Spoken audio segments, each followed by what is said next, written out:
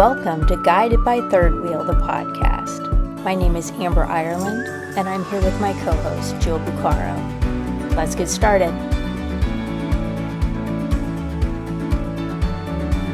Hey everybody, and welcome back to Guided by Third Wheel. Amber and I were chatting today about what we wanted to talk about, and some of this is selfish for me. I had a really crappy week this last week that just, my week felt unmanageable, my life felt unmanageable, my mental health felt unmanageable, nothing felt good. And work felt like a grind, and life felt like a grind.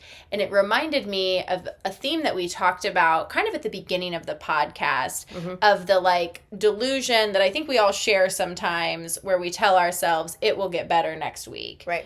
Work will be less busy next week. Me and my partner will get along better next week. The kids won't have so many activities next week, right? I'm just tired. I'll feel better next week, right? And then all of a sudden, we have told ourselves it was going to get better next week for 6 months or for 6 years, right? Yeah. And we have just been kind of in this white knuckling, in this perpetual state of misery, waiting for something to break. Yeah. So what we wanted to talk about today is, if you are in a space or have been in a space where you are willing to admit, because that's step number one. Yeah. You are willing to admit, I don't think it's going to get better next week. Right. I suspect that next week will be just as shitty as this week was, or at least close to it. If you are willing to admit that to yourself, I don't think it's going to get better next week. How do you do something to eventually make it better? Right. The next week, the next month, the next day. Today is going to be a little how-to guide. Yeah. Some tips and tricks. Yeah. And I think the thought of it'll be better next week, and saying like, no, it's not going to be better next week. It's not going to be better next week if you're waiting for somebody to come and wave the magic wand for you to make it better next week.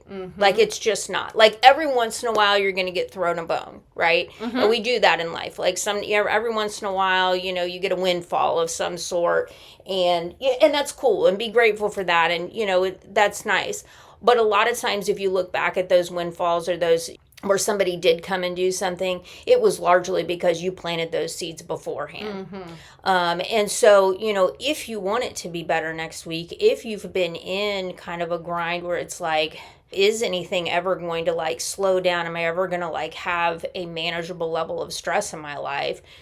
You've got to start thinking about what you're going to do to make that happen, because we've talked about this before. You are the one that has to show up for you. Yes. If you're sitting around saying, what the actual fuck is happening? Well, guess what? You're the actual fuck. You are what has been happening. Yes. So, either whether that is a great thing or whether that is I am living in the same week every week, we have to make choices to determine, no, this isn't what I want. What am I going to do instead? And start taking that action. Now, is it going to get better overnight?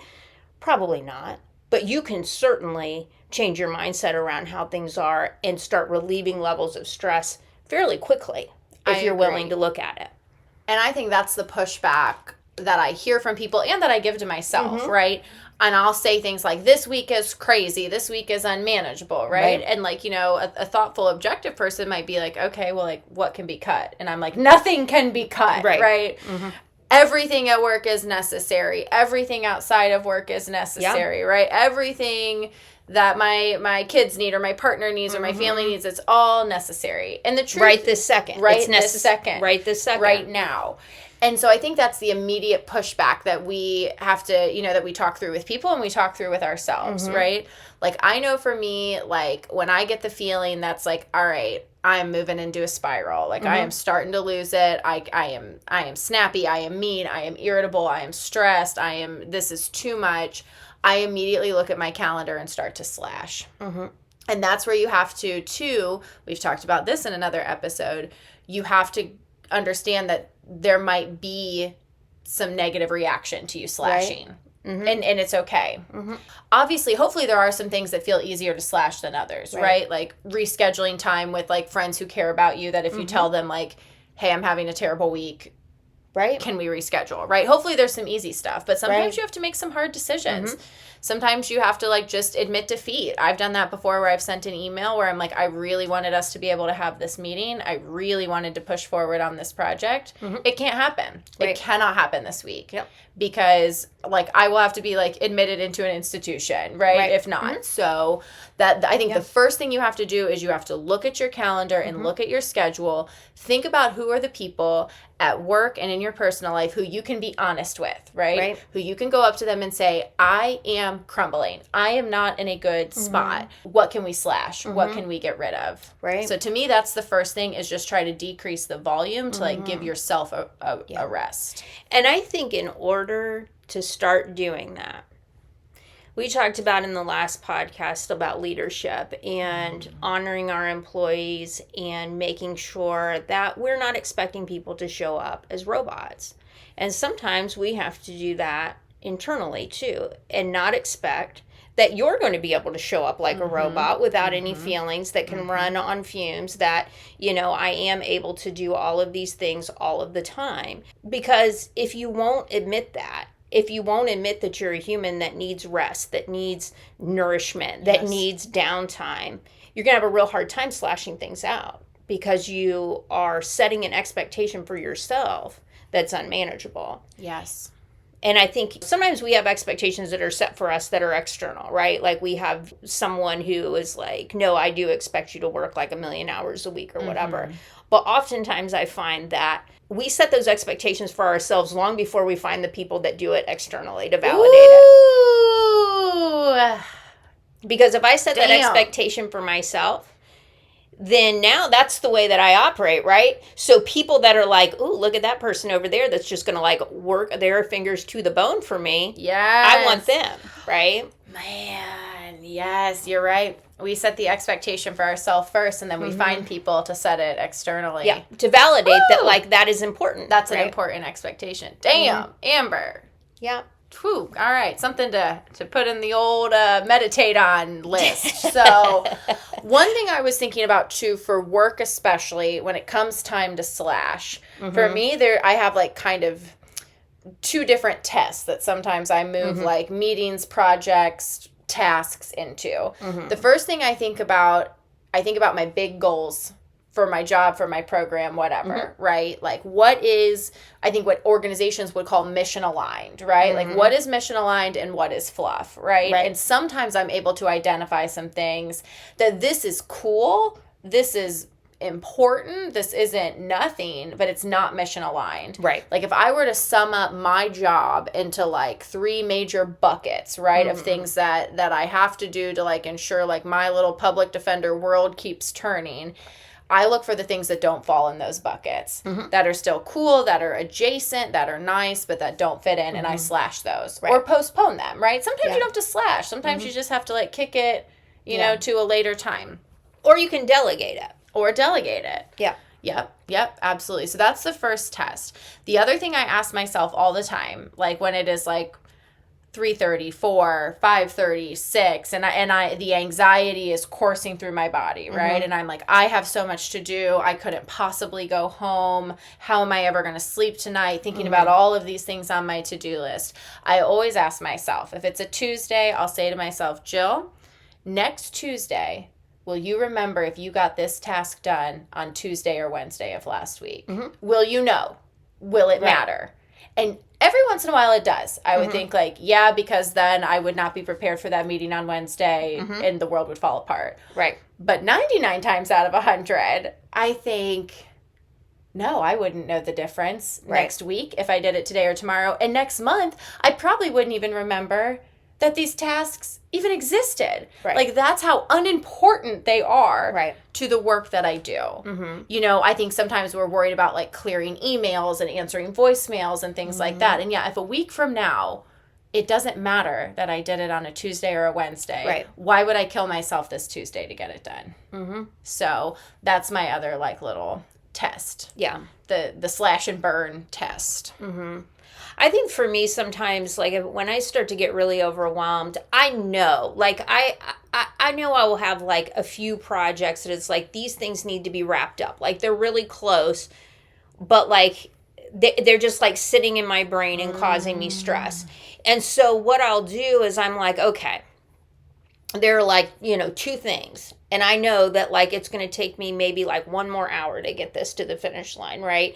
But I also know how much stress that's going to relieve. Yes. Right? Yes. So it's like, let me just go ahead and prioritize these 2 things today, because that's going to like free up so much brain power for me that I'm not going to be like sitting here worrying about like, oh, I still need to do that. I still need to do that. I've been pushing that to the back burner. A lot of times for me, those are tasks that I don't like to do. Yes. It's like I've done all of the work leading up to, and then now like, you have to document it all and send it to somebody. And yes, I'm like, you have to write the wrap-up email. And I'm like, why can't I just tell you, right? So it's things like that. But sometimes I find that those type of tasks where it's like, let me just finish this, complete it, and put it to bed. That helps me stay on track. That relieves a lot of stress and anxiety for me as well. Sometimes I will delegate things. Like there will be meetings that I need to go to that happen on a monthly basis, or, and there are things that are aligned and somebody needs to go, but is it me? Like, do I have to be there to get the information? Yes. Can somebody else handle it? Can somebody else do it? And when I get to that place, then I start asking around, hey, does anybody want to go to this meeting? Anybody have time to go to this meeting? And just like, pull some things off of my plate in the short term to help me with that overall anxiety. But the other thing too is some weeks it's like there are more things to do. Right? There just are more. There are bigger projects happening. You're getting ready to do something really big at work, at home, wherever. And there are more things to do, right? And so as I have grown and I know when that anxiety starts to bubble up, because sometimes that is a big step, is to just even recognize that like this is coming on, right? Before we get to the place that we're like, screaming at everybody and shutting down. When that starts to happen for me, a lot of times I will start purposely putting things into my day where it's like, this hour is non-negotiable mine. This is mine. I will go and talk to the people that I love and say, this week is going to be really busy for me. Mm-hmm. And so I'm going to need like a little bit of extra grace around the time that I would normally spend with you in order to do this and get it done. Yes. This isn't forever, but I know that I have these extra things to do this week. And for me, I don't carry that burden that maybe that person or those people are looking at me some kind of way when I have that conversation on the front end. On the front end, yep. Managing expectations on the front end. And I also think that that's good for our relationships too, to be able to say that, because then now, that person can also say that to you sometimes when they're having a busy, because we all have that, right? We all have busy times in our lives. And so then now you've opened up that dialogue to where you can flex and not feel like, you're being ignored or you're ignoring someone else, and then the shame and the guilt that comes around that. And it's ratcheting up the stress and anxiety. I think, I think we have to be careful with that too, that we're not telling the people we love or our team every week, hey, this is a really busy week. Because I think if you hear yourself saying that more than like 3 or 4 times during the year, then you're still at the space where you have too much on your plate. Yeah. And you need to do more. The other thing... you need to do less. You don't need to do more. You need to do more to alleviate. You can't just say, hey guys, this is a stressful week, right? Because there's certainly been points in my life where I could have been like, hear ye, all important people in Jill's life. This is a stressful week. They're like, you've said that the last 17 Mondays, Jill. Like, got it. We will learn to expect nothing from you ever. Thanks. And then you're right back where you need to be. One more test that I do sometimes, because sometimes I do the today or tomorrow test, right? Sometimes I do the mission alignment test. Sometimes I go through and I say, I can't delegate this to anybody, right? And then the other thing that I'll do when I've done all my tests and my schedule is still unmanageable, I say to myself, Jill, what would you do if you had COVID tomorrow? Yes, I do that a lot. The COVID test. Yes. What would you do if you had COVID tomorrow? What would you do? Like, God forbid somebody you love died tomorrow. Yeah. Because it's funny, when somebody that we love dies, all of a sudden, nothing on our calendar is important. Not a damn thing is important. So I will do that with myself, and I will say, what if someone I cared about went to the hospital tonight? What really needs to get done? Because then that'll tell you what meetings you have to go to and or turn virtual, and who you actually do trust to take care of some stuff for you. So sometimes you have to, I will like, you know, I don't know if everyone else engages in this like mental back and forth with themselves, but sometimes like I'll get to the point where I have to literally ask myself, what would you do? And in a true crisis, what is actually important? Yeah. And that will bubble to the top. Yeah.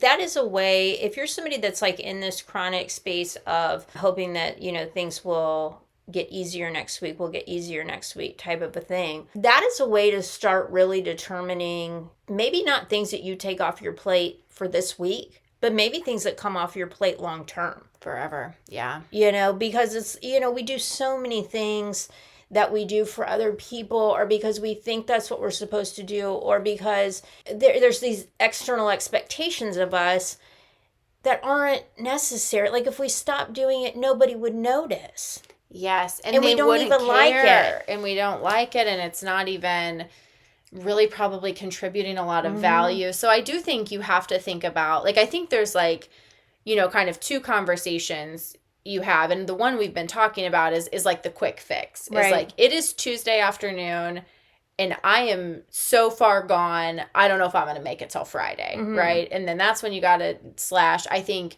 what I wanted to just like validate and say again, Amber, is I think we have to think about the tasks we're avoiding. Right. Because those cause us so much stress. They cause us so much stress. So I think you got to do all of these things in the short term, right? To like make your life manageable for the next 72 hours. But then you have to do the follow-up to say, what am I doing in the long term or the intermediate term to make sure this doesn't happen again, right? What safeguards am I putting in place for myself moving forward? You know, if I'm just rescheduling a meeting, am I scheduling it to next week, or am I sending, you know, I already have to reschedule. Am I sending a more thoughtful email that says, guys, there's a lot on my plate for the month of February. I'm going to kick this till March, right? Until I can get my schedule more under control. So I think you have to have the immediate solutions and also the longer term solutions for sure. And I think you got to think about that. Avoiding is so huge. Like, what am I letting hold space in my brain and my consciousness that I could knock off in one fell swoop? Is it a conversation with somebody? Yeah.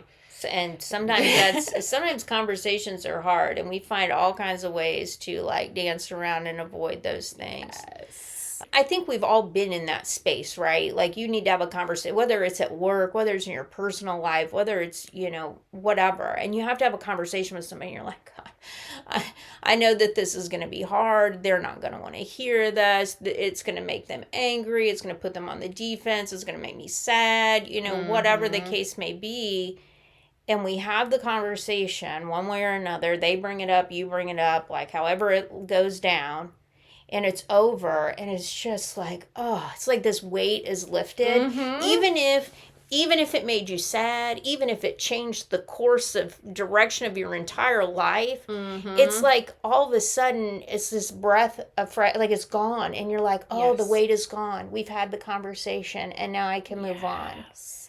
I think you do. You have to look operationally at your schedule. And then it's almost like you have to look inside of your brain and your mind and your heart and say, what is cluttered up here too? What are some things that I could clear up? And I think a lot of times those involve conversations, or those involve letting go of something, right? And you have to clear like the physical operational space, and you have to clear the mental space as well. Yeah. And those are really two distinct and separate house cleaning items that you have to do. I never thought about it that way. The feelings piece of it, you know, we say, you know, feelings are temporary, right? But sometimes we like hold on to them like a flipping security blanket. Like I'm going to sit here and just be like scared. Like I would rather be scared than let this fear go, right? Got to be able to witness that within yourself. And what are you trying to hold on to? Because feelings really are meant to like come and go and move along, you know? Right. And if we're not letting them move along, they're piling up. It's like a dam. There is no more flow of energy. Like your feelings have built this wall.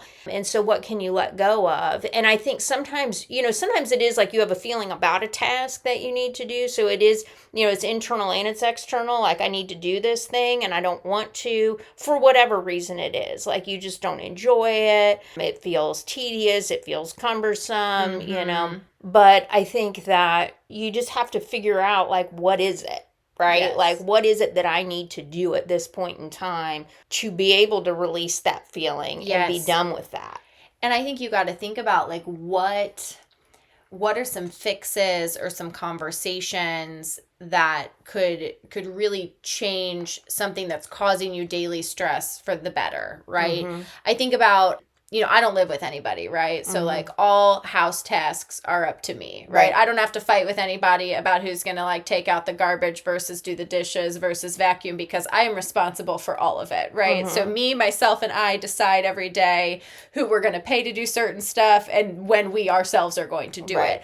But I think when you're in partnership with somebody, what I see with a lot of people, especially people with kids, and I think especially with women, they hold a lot of this stress, like, oh my God, there's all the dishes in the sink, the laundry's behind, the this is done, the that is done. And yeah, you could stress about that every single day for the rest of your life. You could worry about the dishes, you could worry about the laundry, you could worry about this, that, and the other. And be pissed at other people for not doing it. And just hold all of that stress and anxiety and constantly having to like plan and who am I going to delegate to today and what am I, Or you could have like one really hard conversation with your partner or with the older children in your home and say, we need a more sustainable solution. Let me take this little bit of stress that I feel every day that adds on top of all of the other little pieces of stress, or let me set aside some time for one really hard conversation.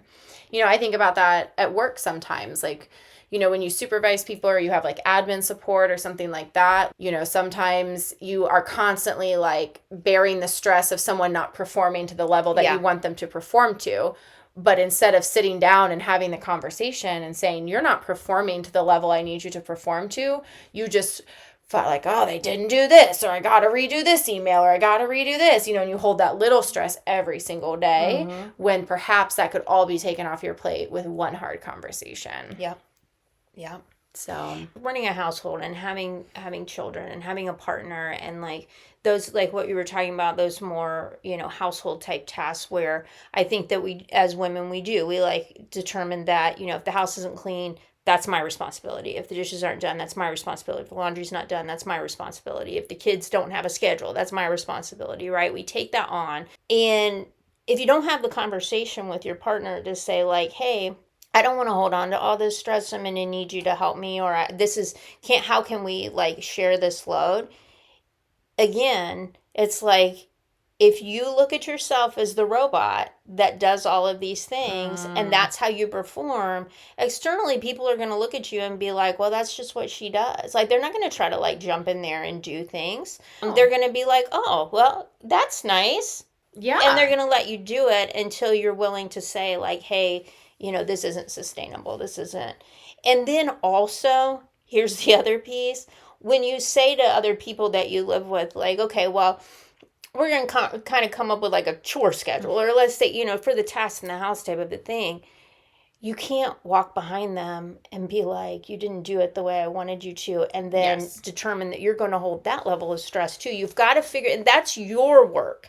That is the work that is not up to them. It is not up to them to, make you feel better. Like that is not that's not what we're talking about here. You're not trying to get other people to do things for external validation for you. You are taking things off your plate because you're not a robot and you can't do everything. And also, you have to manage your own feelings. Yes. And you have to be willing to be like, okay, I asked them to do the dishes. They didn't do the dishes. There's still dishes in the sink. Who the fuck cares? Who cares? Well, and I think it's that letting go piece is the work, right? Because this does, like, getting out of the it will get better next week spiral requires some level of letting go and surrender. Yeah. Because the stress from the it will get better next week is you convincing you like consistently convincing yourself and lying to yourself that you can hold all of this and control it, right? And you're just going to hold it better and control it better and prioritize it better next week. Yeah. And that's a lie. It's an Yeah. illusion. Just like control in and of itself is an illusion. And that letting go piece, you have to let go of some of it. And you have to let go of that. And to your point, when you do that, you have to also like distance yourself like from these outcome expectations. Yep. And that's your work. Yep. Because there's like that operational piece, there's like the hard conversation piece, and then there's the letting go piece. Yep. Because otherwise you're still trying to control. If you're still trying to control the outcome by telling other people what to do, you are still controlling. Well, and you're still holding all of the you aren't yes. losing any mental energy at all. No. Because instead of you doing the dishes, you are like hyper fixated staring Yeah. down the other person doing the dishes. You're like trying to do some kind of weird mind meld, and you're going to be them and you at the same time. And try to control them, which we know the only thing, harder than trying to control ourselves and our surroundings is controlling other people. Yeah, and they love it. They just love it when you try to control them. They just want to be around you all the time. Big win for relationships, both professional and personal. Yeah, nobody likes it. Nobody likes it. And you don't like it either. No. You don't like it either when people are trying to control you and tell you what to do. So I think, as we're talking about this, there are tasks that we can take off of our plate, but a lot of it is internal work. A lot of it is being willing to let go of that control, let go of this sense of fear and shame and guilt around, everything not being perfect or what you perceive to be perfect, because most people probably don't even notice that it's or care. Yeah. Well, and I think it's so cyclical too. Like, God forbid anything ever be linear. You know what I mean? Yep. Like, God damn. Like, I wish it was like step 1, clear the schedule, right? Step 2, have the hard conversations you need to have. Step 3, let go. But you have to learn to let go in order to clear shit off the schedule and to have the good conversations. Because if you're engaging in a hard conversation where you already are really, married to an outcome, a certain outcome of that conversation, then the conversation's not going to be productive. So you got to let go to do 1 and 2. But sometimes you got to do 1 and 2 to give yourself enough space mentally to do the work to let go. God. Like what we talked about earlier, the root of sorrow is attachment. The root of sorrow is attachment. Yes. Yeah. So, when you are feeling upset, when you are feeling angry, a lot of times it's because we are attached to an outcome that we did not get. Yes. And we can't be attached to the outcome. We do what we can do, and the outcome is the outcome because we don't have control. Yes. And as somebody who loves to attach to something. Oh, yeah. As a girl with some anxious attachment in the house over here, it is very hard for me not to attach myself to an outcome. But what I have gotten good at and what brings me a lot of peace is to attach to the input. So if I can tell myself, Jill, I tried my hardest, right? Yep. I was honest in this hard conversation. I stated my needs, right? I attach myself to the input. I woke up this morning and I gave it my all at work, right? And I think this person might be mad and this didn't get done and I look like an idiot because I'm 25 emails behind, but my attachment to the input, I did what I needed to do today. And that is easier for me. Probably it would be better to attach to nothing, but that's been a nice fix for me to get rid of the attachment to the outcome because I was so heavily attached to outcomes for so long. Yeah. And I think when you're over attached to outcomes, that's when you start engaging in behavior that does not serve you. Yeah. That's when you start to manipulate and lie and control and scheme and do all of those things because it's all eyes on the outcome. Right. Right. And the outcome can look like just a general outcome, like I'm doing something and I want this to be what happens at the end. The outcome can be a person. The outcome can be a job. The outcome can be a role that you have decided is yours. A recognition, a validation. Yeah. And when we attach to those things, that's where the sorrow comes from. Yes. It's where it comes from because nothing is permanent. We know that. We know that nothing stays the same. If it did, life would be so damn boring all the time, right? Because change is an opportunity. Every time there's a change, then we have an opportunity to grow, to up level, to experience something new, to experience a different level of joy or love or compassion or whatever. And, we just can't stay attached that everything is going to stay the same, because it's not like it. Once you can wrap your head around literally everything, my body, my partner, my job, my money, all of these things that we say are ours, that we hold, and we're like, these are all of my special things, right? All of my special things and people. All of my special things. And once we can wrap our head around the fact that none of that shit is permanent. None of it. Also, how beautiful is it that it's not permanent, yes. and it doesn't have to be the same, and it can change and it can grow. And when we do that, then now we've let go of some of that sorrow, because when the change comes, we're like, oh, I really like the way that it was, but I'm excited to see what's coming. Yes. And we've talked about that too. And even if I really like the way that I was, this isn't what I feel like I want, right? This is bringing some sadness, but I know that joy is coming. Right. I know that something different is coming. And I think the peace is truly in the surrender, right? In the releasing, in the letting go. I think that's where peace lives. I don't think you can have peace and be tied to an outcome. Yeah. Because, go ahead. No, and I think, just coming back to next week is going to be better, right? It can be better if you're not attached to the outcome. Yes. If you're not attached to the role, if you're not attached to being the best damn soccer mom there is, and being the best damn CEO there is, and being the best damn wife there is, and being, and all of these roles that we create for ourselves. Right.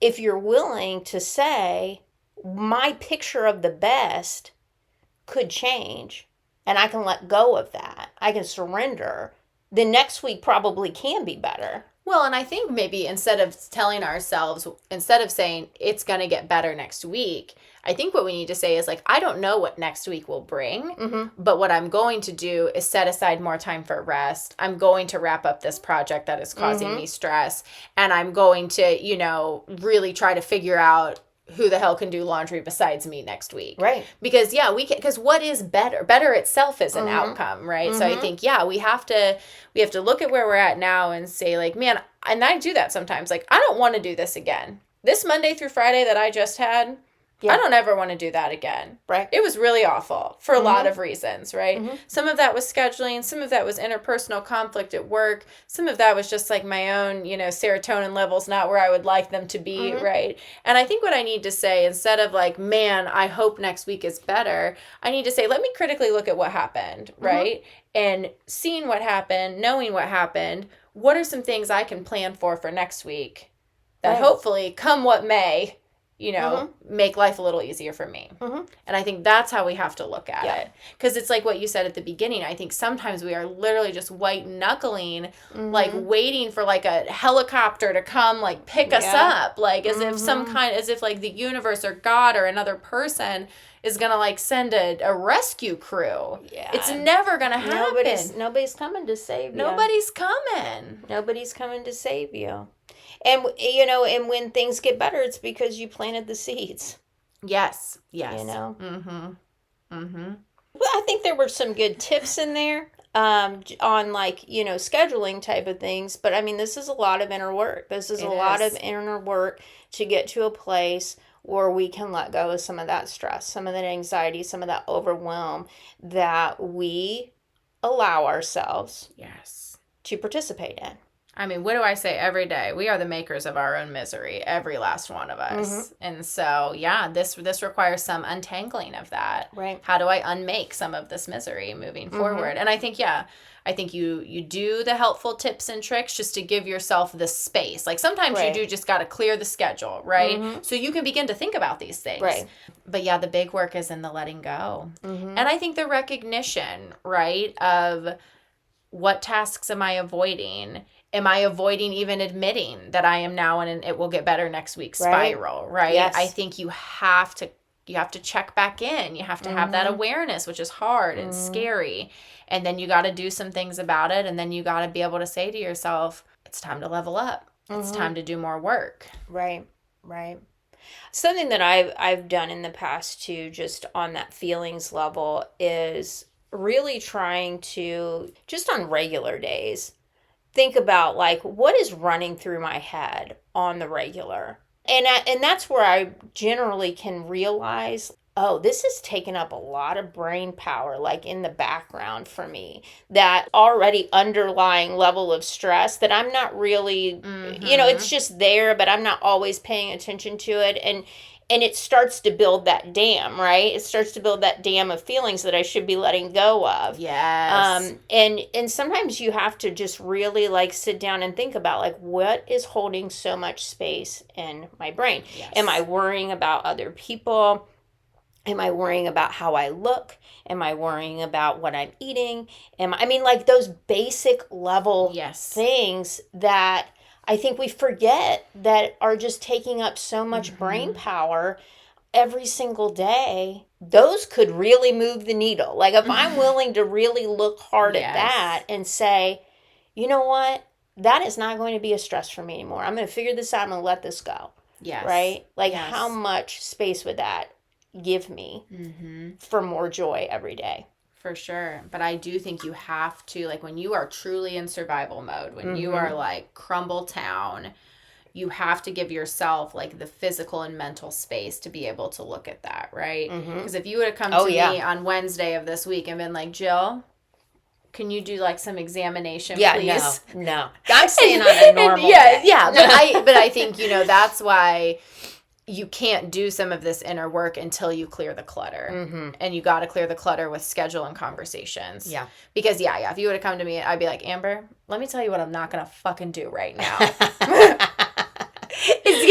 I cannot spare one critical thought. No inner work. Get away from me with your inner work bullshit. So I think we have to operationally clear that space because...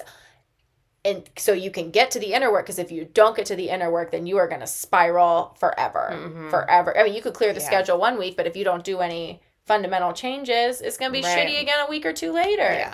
Yeah, for sure. Oh, man, it's always, the answer is just always more inner work. Damn. Another fucking growth opportunity. Always. An AFGO. Every day is an AFGO. Always. Oof. Well, but also, sometimes it's fun. Sometimes that inner work is fun. And sometimes when we like have those realizations, it's like, oh, and then you're like, I fucking did that. Yes. Like I spent a lot of time working on that and look at that. Right? And also, shit, there's another layer of it. Oh, right? Good. Oh, more good. Work. Perfect. Every time I get a growth opportunity, I'm like, oh. But again, did I really think? That's what I said. Like, Jill, did you really think you were going to go the rest of your life without something hard happening again? No. Did you really think you were going to peak right here at 34 years old? Like, and how sad would that have been? That would have been a sad life. So, yeah. So I think, the moral of the story is do the work. Yeah. I'm sorry there isn't an easier answer. Yeah. You can clear some stuff in your schedule. That'll help you do the work, and that's a good place to start. Yes. But I think, after you clear the stuff, you need to recognize, like, what is it? What is it? What are these feelings that I need to work on? What needs to go? Where do I need to surrender? And not everybody has that realization. That's why they stay in the, it's going to get better next week. Right. So once you know, you can't unknow it. And I think you got to ask yourself, do I want to keep living this week over and over again, or do I want to let something go? Yeah. And that's the question. So sorry, you can't unhear it. Yeah. Can't unhear it. Fun's over. Get to work. Everybody go do some meditation. Just kidding. Do you want to pull a card for us, Amber? Yeah. What are those? I was looking at those purple ones. Are those new? These? Yeah, the Rumi Oracles. They're not new, but I can pull one of them. That one's like been catching my eye. All right. So these are Rumi Oracles. And they've got like some what is that? Like abstract artwork on them. Mm-hmm. They're pretty. They're really pretty. They're big too. They are. They're like big oracle cards. This is like the size that I like. It is the right size for my hands. Okay. I think it'd be too big for my hands. I hate a big card. I don't like the circle cards. No, the circle cards. I pull a lot of circle cards recently, and I just don't. I can't shuffle them. I can't hold them. It's just they roll. It's strange. All right. So, take a deep breath with us and release. And decide that you will receive exactly what you need today. And that maybe you would consider honoring and witnessing some of your feelings. Yes. All right. We're going to go with this one. All right. Let's see what she says. This is Blessing of Al-Hakim. There's like a little book, and I'm just going to give you the highlights from that. So this is a blessing of divine wisdom, and it's being ministered to your soul and watched over by Rumi himself. This soul medicine, it is a spiritual gift of healing, prophecy, insight, and the capacity to surrender any impatient claim for what you cannot yet have. As you receive this gift, this blessing, which happens at a soul level, your attitude to life becomes more curious, open, still, and receptive. And you no longer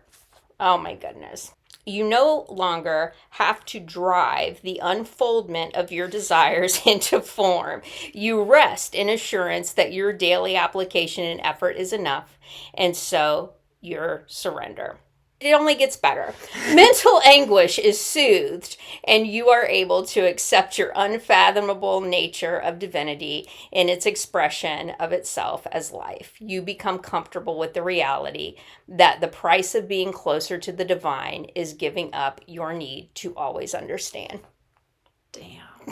So the moral of the story is we didn't need to talk for the last however many minutes. We could have read this to you here. Read that, but I think the peace is in the surrender. Yeah. And the letting go. Yeah. Whew. Whew. Yeah, that one was, I don't know how that one could have been any more perfect, but we will link that card on our social media so you can see it. We definitely will, and thank you guys. I hope you all have wonderful weeks and are just curious about what happens next week. Absolutely. Bye. Thank you for listening to another episode of Guided by Third Wheel, the podcast. We would be honored if you would like, rate, and subscribe on your favorite podcast platform. Until next time, be well.